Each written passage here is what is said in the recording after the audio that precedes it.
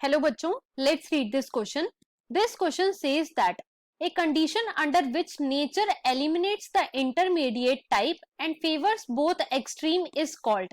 Question में हमसे पूछा गया है कि ऐसी कंडीशन जिसमें नेचर इंटरमीडिएट को एलिमिनेट कर देता है और फेवर करता है दोनों एक्सट्रीम को, उसे क्या बोलते हैं.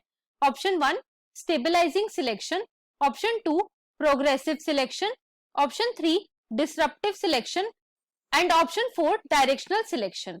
अब अगर इस क्वेश्चन के मैं की कॉन्सेप्ट की बात करूं तो इस क्वेश्चन का जो की कॉन्सेप्ट है वो है natural selection. Let me write it over here. की concept is natural selection. Natural selection की जो थ्योरी है बच्चों वो डार्विन ने दी थी, राइट. और नेचुरल सिलेक्शन है क्या? तो नेचुरल सिलेक्शन एक ऐसा प्रोसेस है जहां पे नेचर ऐसे ऑर्गेनिजम्स को सिलेक्ट करता है जो कि एनवायरनमेंट के लिए बेस्ट सूटेड होते हैं, मतलब कि एनवायरनमेंट के लिए फिट होते हैं, और ऐसे ऑर्गेनिजम्स को डिस्कार्ड करता है जो कि एनवायरनमेंट के लिए अनफिट हैं. तो फिट ऑर्गेनिजम्स को तो सिलेक्ट करा जाता है और अनफिट ऑर्गेनिजम्स को डिस्कार्ड करा जाता है, राइट. अब ये फिट होने के लिए क्राइटेरिया क्या था? तो फिट होने का पहला क्राइटेरिया तो ये था कि वो ऑर्गेनिजम्स एनवायरनमेंट में सस्टेन करने चाहिए, एनवायरनमेंट में सस्टेन करने चाहिए, मतलब कि एनवायरनमेंट में जितने भी चेंजेस हो रहे हैं उसके अकॉर्डिंग वो ऑर्गेनिजम्स एनवायरनमेंट में अडेप्ट हो जाने चाहिए. और दूसरा क्राइटेरिया ये था कि उनका नंबर ज्यादा होना चाहिए.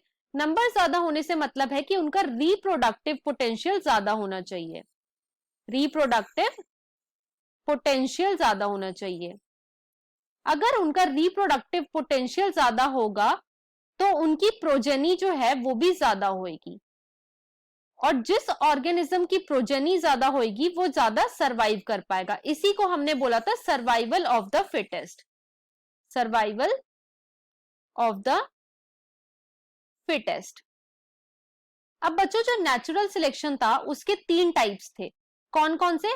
पहला तो स्टेबलाइजिंग, स्टेबलाइजिंग. दूसरा था डायरेक्शनल,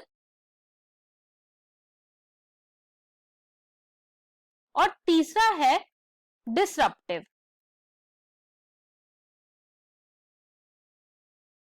इन तीनों को हम एक एग्जाम्पल से समझेंगे.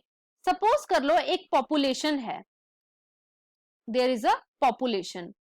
अब उस पॉपुलेशन के अंदर लंबे लोग भी प्रेजेंट हैं, मतलब कि टॉल लोग भी प्रेजेंट है, मीडियम हाइट के लोग भी प्रेजेंट हैं, और छोटे लोग भी प्रेजेंट हैं. अब बहुत ज्यादा टॉल और बहुत ज्यादा ड्वार्फ क्या हुए? दोनों एक्सट्रीम कंडीशंस हुई, मतलब कि ये दोनों क्या हैं? ये एक्सट्रीम वेरिएंट्स हैं. तो स्टेबलाइजिंग नेचुरल सिलेक्शन में नेचर क्या करता है? नेचर एवरेज या मीन को सिलेक्ट करता है. तो स्टेबलाइजिंग में जो नेचुरल सिलेक्शन होता है उसमें मीडियम लोग जो हैं वो सिलेक्ट होंगे, राइट. डायरेक्शनल में क्या है? डायरेक्शनल में नेचर किसी एक एक्सट्रीम वेरिएंट को सिलेक्ट करेगा, या तो वो बहुत ज्यादा टॉल लोगों को सिलेक्ट करेगा या फिर वो ड्वार्फ लोगों को सिलेक्ट करेगा, राइट. और डिसरप्टिव में क्या होता है? डिसरप्टिव में नेचर जो है वो दोनों एक्सट्रीम वेरिएंट को सिलेक्ट करता है, टॉल को भी और ड्वार्फ को भी. इसीलिए डिसरप्टिव का जो ग्राफ आता है बच्चों वो इस तरीके का आता है. उसके अंदर 2 पीक्स प्रेजेंट होती हैं. क्यों? क्योंकि नेचर ने 2 एक्सट्रीम वेरिएंट्स को सिलेक्ट करा. अब हम अपने क्वेश्चन को चेक कर लेते हैं.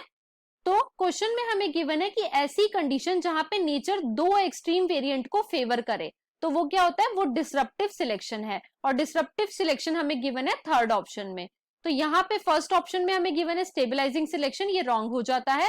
सेकंड में हमें गिवन है प्रोग्रेसिव सिलेक्शन, ये भी रॉन्ग हो जाता है. थर्ड में हमें गिवन है डायरेक्शनल सिलेक्शन, ये भी रॉन्ग हो जाता है. तो यहाँ पे जो हमारा फाइनल आंसर है वो है option number 3. So the final answer of this question is option number 3. I hope you understood it well. Best of luck.